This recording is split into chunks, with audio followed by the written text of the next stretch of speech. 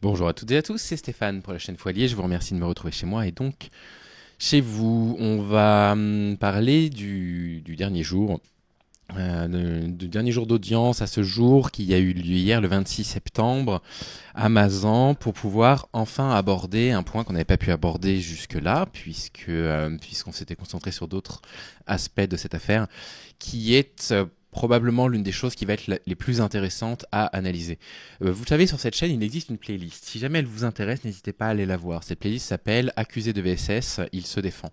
Et c'est une playlist dans laquelle je partage une série de vidéos dans lesquelles on analyse un petit peu la défense des hommes qui sont mis en cause dans des affaires de VSS. Et on arrive à dresser avec le temps des vrais patterns, une vraie façon de procéder, de réagir avec différentes techniques dont on va reparler précisément dans cette vidéo. Elle va être un petit peu longue, il y en a pour une bonne demi-heure, je pense, peut-être un peu plus. Puisque voilà, on va entendre en particulier un accusé se défendre et on va voir tout ce qu'il y a finalement derrière la défense de l'accusé, tous les concepts sexistes, tout ce qui participe à la culture du viol. Et ça va être un épisode intéressant parce que la façon dont les violeurs se défendent en dit énormément sur la compréhension que l'on a collectivement d'un rapport sexuel qui serait un rapport sexuel, on va dire sain, ou d'un rapport sexuel qui serait forcé, un viol. C'est très intéressant. Je tiens vraiment à remercier infiniment les journalistes qui font un travail remarquable de retranscription de ce qui se passe au procès. Là, c'est Juliette Campion qui a partagé vraiment minute après minute ce qui s'était passé ce jour-là, donc le jeudi 26 septembre. Le prochain jour de l'audience, ce sera lundi, donc lundi 30 septembre.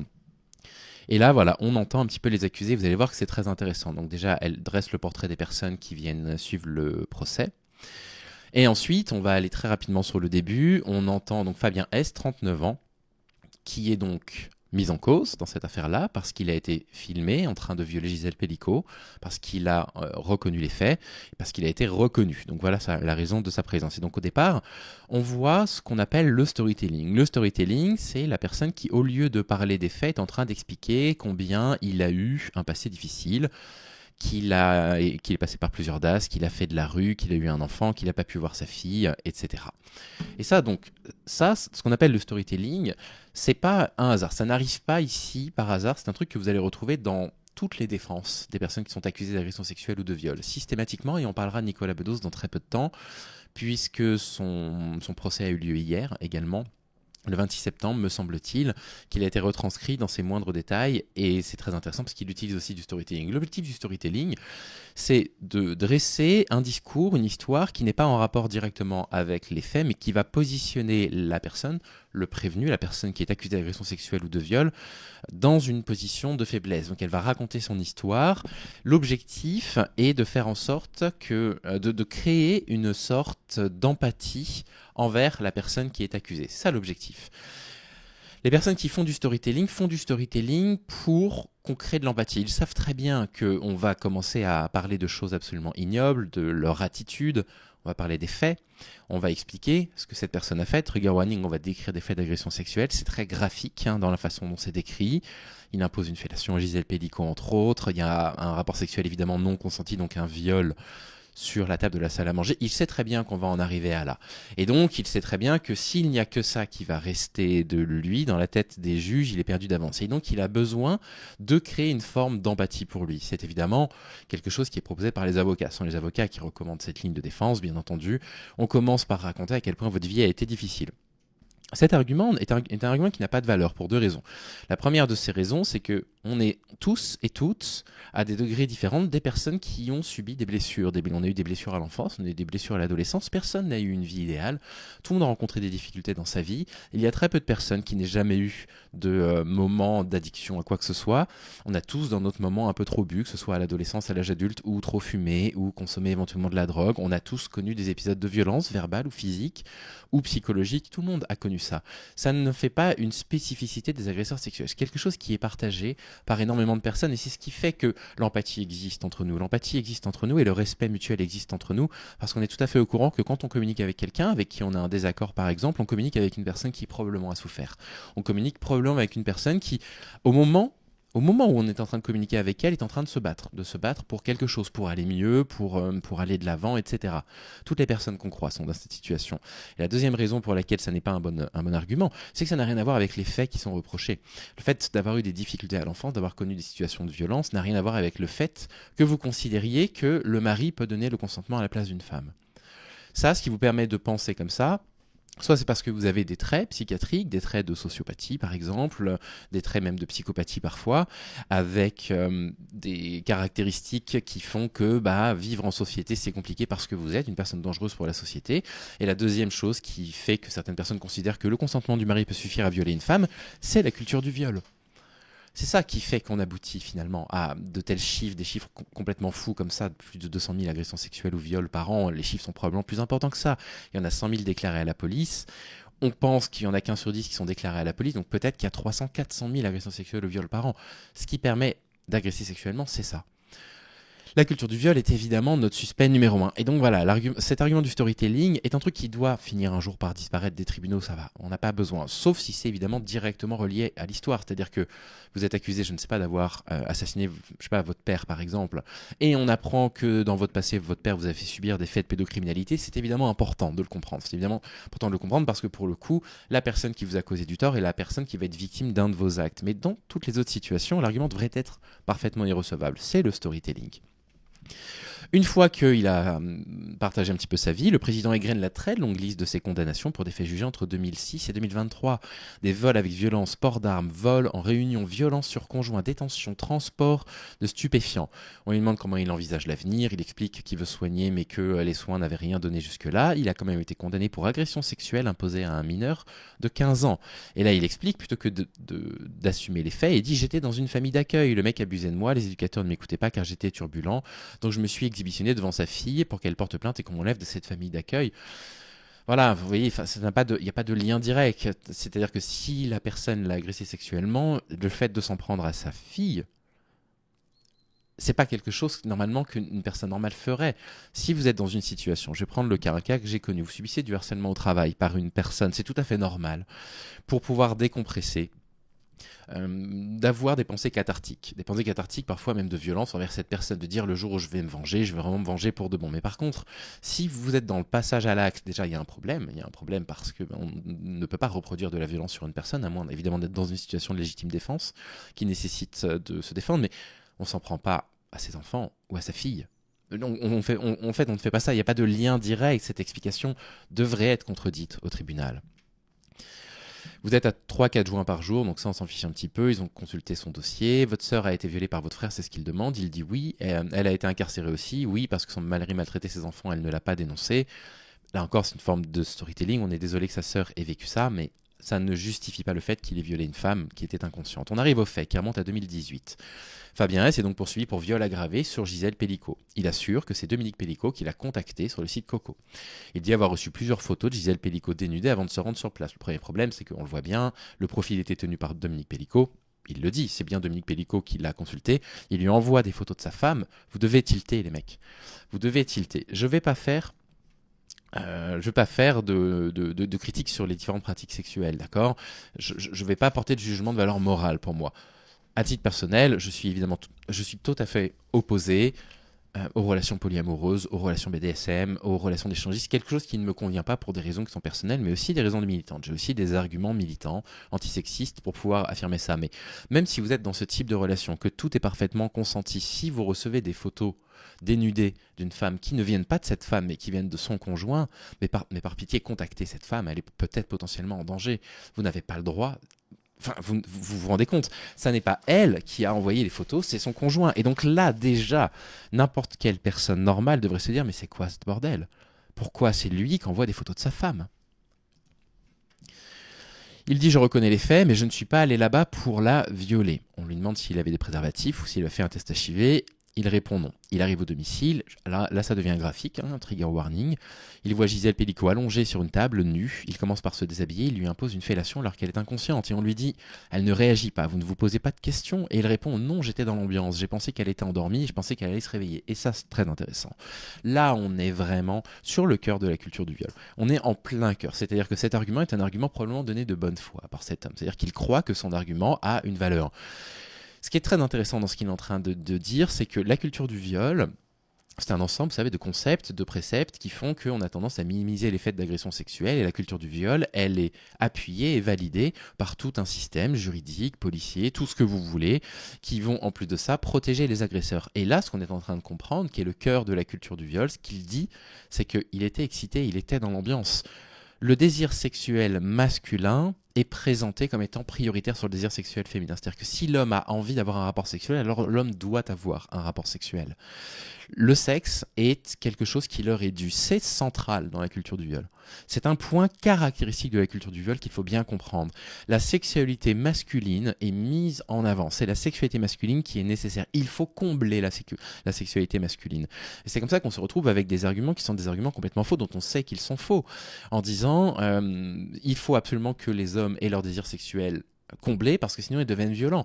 Or, on le sait, on a pas mal de rapports qui montrent que dans tous les lieux où la prostitution est légalisée, où la prostitution est encadrée, ce sont des lieux où les crimes sexuels sont nettement supérieurs à d'autres endroits.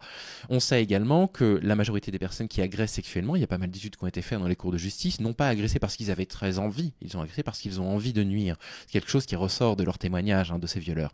Ils ont eu à un moment donné envie de nuire.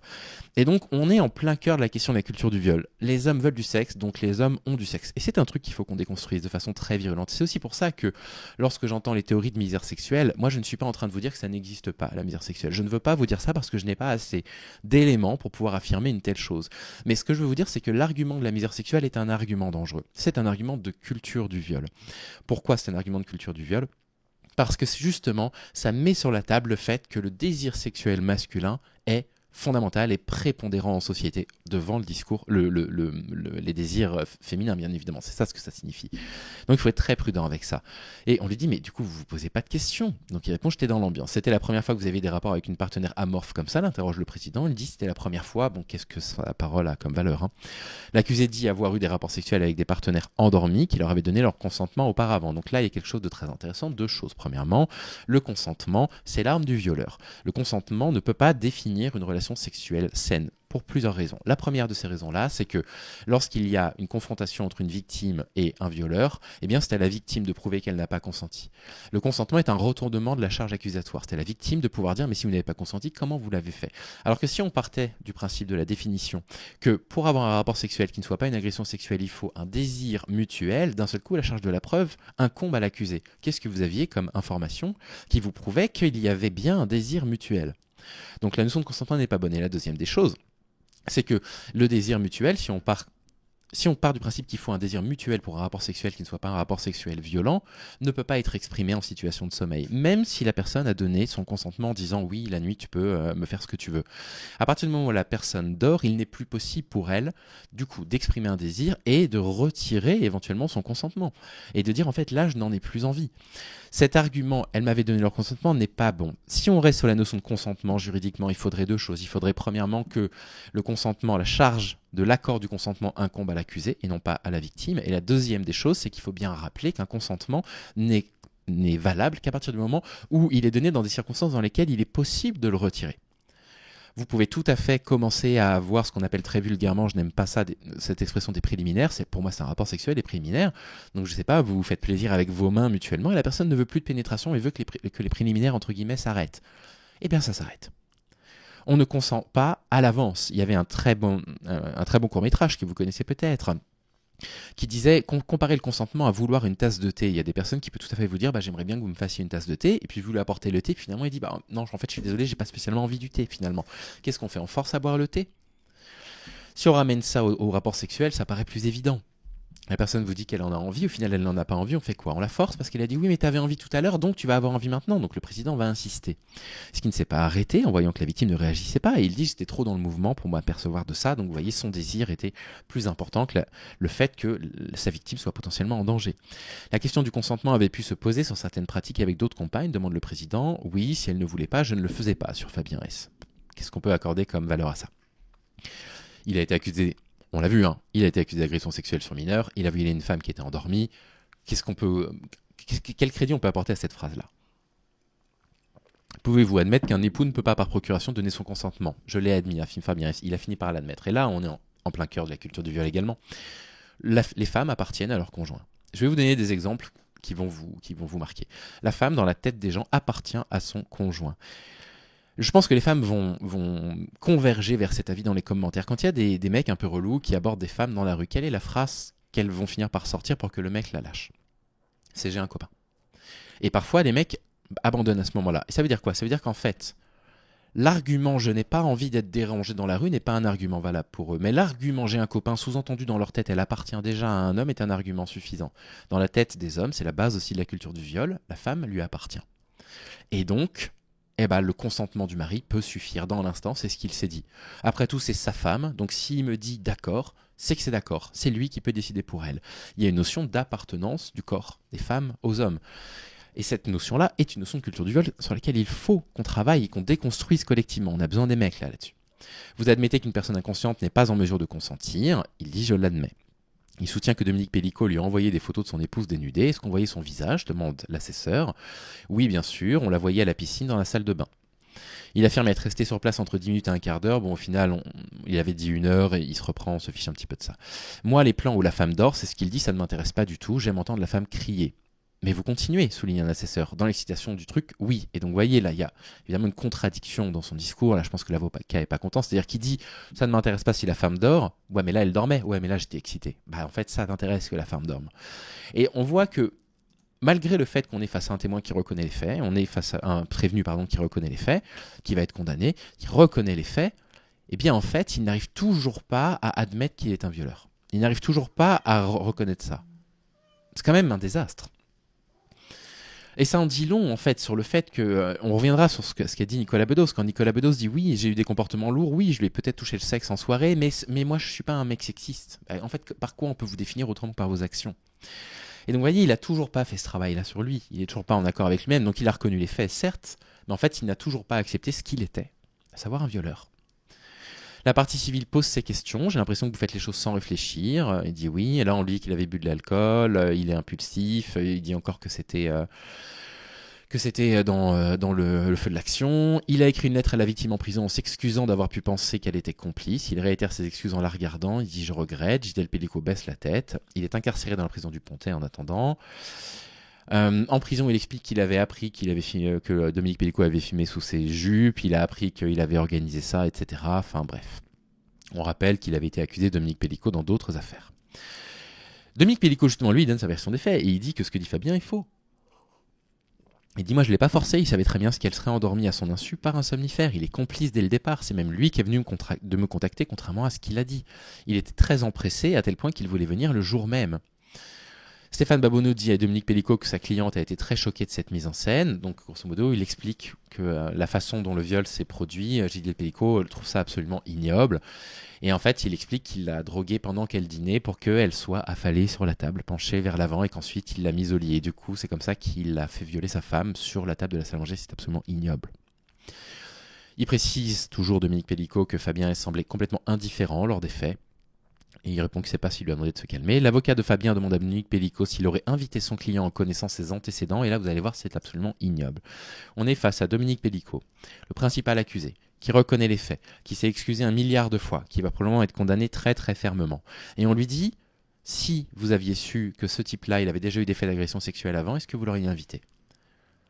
Accrochez-vous pour sa réponse. Sa réponse commence bien. Il répond, non, évidemment, je ne l'aurais pas fait venir. Ça semble évident que je ne l'aurais pas fait venir. Mais le président précise, mais par égard pour lui ou par égard pour elle? Et il répond par égard pour lui. Il avait déjà vécu beaucoup trop de choses. Dominique Pellicot est en train de dire qu'il ressent toujours aujourd'hui plus d'empathie pour Fabien que pour sa femme. Vous comprenez, hein? C'est-à-dire que sa femme a été à ce point objectifiée. Ça, c'est la définition juridique de la violence. La violence, c'est ça. C'est que la personne sur laquelle vous avez commis des actes de violence, vous l'avez traité comme un objet. Il continue à objectifier sa femme. Et il le dit. Ouais, mais sachant son passé de violeur et ses antécédents, je ne l'aurais pas fait venir par égard pour lui, pas par égard pour sa femme. Parce que vous voyez le degré de mal qu'il a voulu faire à Gisèle Pellicot. Et ces trucs-là sortent comme ça, et Juliette Campion ne fait pas état de réaction en fait à ça. Il faudrait qu'il y ait des réactions. Pour ça, je ne cesse de dire, il faudrait des analystes féministes dans ce procès. Il faudrait qu'il y ait des spécialistes de ça qui diraient, mais attendez, je comprends pas. Du coup, l'empathie, même aujourd'hui, vous êtes en train de nous dire que vous l'avez pour Fabien, le violeur de Gisèle. Vous l'avez pas pour Gisèle. Il faudrait évidemment que ça reprenne. Donc l'audience a été suspendue. Là, on entend maintenant Jordan, le frère d'Andy, qui revient sur l'alcoolisme de l'accusé. On s'en fiche, vous voyez, qu'il boive, on s'en fiche. On apprend qu'il a conduit sous l'effet de l'alcool et de stupéfiants, qu'il a conduit sans permis de conduire. Tout ça, finalement, on s'en fiche un petit peu. On entend Célia, 24 ans, l'ex-compagne de Johan, qui a 26 ans, le plus jeune de tous les accusés, 26 ans. Ils ont passé 4 ans ensemble, ils ont eu une fille en 2019. Elle dit de son compagnon ou ex-compagnon qu'il a un gros caractère. Comme elle, c'est quelqu'un qui peut être compréhensif avec du cœur, même s'il peut laisser croire qu'il n'a pas de cœur. Donc, vous voyez, elle est sous emprise, hein, elle défend son mec, son ex. Je l'ai rencontré sur Internet, au début j'y croyais pas trop, mais avant qu'on se voit, on a parlé longtemps au téléphone. Je lui ai dit que je voulais tout de suite un enfant, il m'a demandé s'il était sûr, il avait un peu peur, on s'en fiche un peu. Hein. Bref. Ils se sont séparés, elle est restée en bon terme avec lui, ils ne sont plus ensemble aujourd'hui, il m'a protégé de beaucoup de choses, notamment de la perte de mon père, il a été là, et là on voit quelque chose d'assez intéressant, c'est que si vous voulez continuer dans cette voie, à dire les gens qui sont au procès Pellico, c'est des monstres, en fait vous allez faire fausse route, et vous allez vous empêcher de penser à la violence masculine dans sa globalité, dans son ensemble, dans ce qui fait son système, dans ce qui fait le systémisme de la domination masculine. Ces gens-là ne sont pas des monstres, ces gens-là ce sont des personnes normales, ce sont des personnes que vous côtoyez des violeurs. Et en société, les violeurs ne paraissent pas violeurs, bien évidemment, on en avait déjà parlé, mais ils ont besoin de passer pour des personnes normales pour pouvoir continuer à faire leurs méfaits. D'accord ? Ils ne sont pas partagés dans une partie du bien et du mal qui s'affrontent en permanence entre eux, ça c'est faux. Et donc, c'est ce qu'on est en train de voir. On est en train de voir la banalité du crime de viol, on est en train de voir à quel point le crime de viol est un fait normalisé. C'est un fait normalisé, un fait qui ne choque pas suffisamment, c'est un fait qui n'est pas suffisamment pris au sérieux, qui n'est pas suffisamment condamné, et surtout qui n'est pas suffisamment attaqué. On devrait tous être vent debout contre ce genre de choses, contre ce genre de pratiques, et on devrait tous comprendre, le violeur c'est moi, le violeur c'est mon voisin, le violeur c'est l'autre. Dans la tête des femmes, le violeur c'est n'importe qui. Parce que n'importe quel homme peut être un violeur dans une société qui lui autorise le viol. Vous comprenez ? C'est ça ce qu'il faudrait retenir du violeur. C'est-à-dire, il faudrait que tous les hommes se disent « je suis jusqu'à preuve du contraire, potentiellement, quelqu'un capable de violer ». Tant que je n'ai pas réfléchi justement à ces biais sexistes, tant que je n'ai pas réfléchi à ce qui fait la domination masculine, à ce que les hommes deviennent dans une société patriarcale, je suis potentiellement capable de commettre un viol. Et ça, c'est un truc que le procès Pellico devrait ressortir, qui ne ressort pas, parce que c'est encore présenté comme un fait exceptionnel, c'est encore présenté comme le fait de monstres. Non, ce ne sont pas des monstres. Bref. On demande s'il y a des violences dans le couple, tout ça n'a rien à voir avec les faits qui sont parlés. Johan a 2 ans de plus que lui, n'a cessé ce temps de lui faire parler de leurs 3 frères décédés. Elle dit qu'elle n'en parlera pas. Elle lui demande s'il peut revenir sur leur vie dans la rue. Le président demande ce qu'il pense des faits. Il met du temps à répondre. Au bout de quelques secondes, il dit rien que d'en parler, ça me fait mal. On a toujours du bout de bonnes relations. C'est ce qu'ajoute le jeune homme. Tout ça nous intéresse assez peu. Je me demande si on va pas s'arrêter là parce que je pense avoir dit ce que je voulais vous dire. Ce que je vais vous dire de la défense des agresseurs qui est... Elles se ressemblent, hein, les unes les autres, elles se ressemblent. Et si elles ont pu fonctionner pendant un temps, maintenant il faudrait qu'on voit il faudrait qu'on les traite pour ce qu'elles sont, à savoir des stratégies.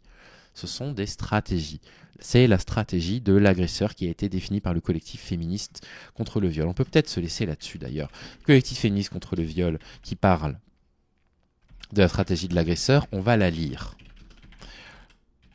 Parce que finalement, je vous le cite, mais je ne sais pas si vous avez le temps ou si vous faites la démarche d'aller lire ce que je vous recommande de lire. Il faut avoir du temps et de la disponibilité mentale. Je tiens simplement à préciser une chose, c'est que l'association de la presse judiciaire a publié un communiqué hier qui dénonce les méthodes abusives et méprisantes du président, qui exclut des journalistes sur la diffusion de vidéos et qui exclut parfois des journalistes sans aucune raison, même quand il n'y a pas de vidéo.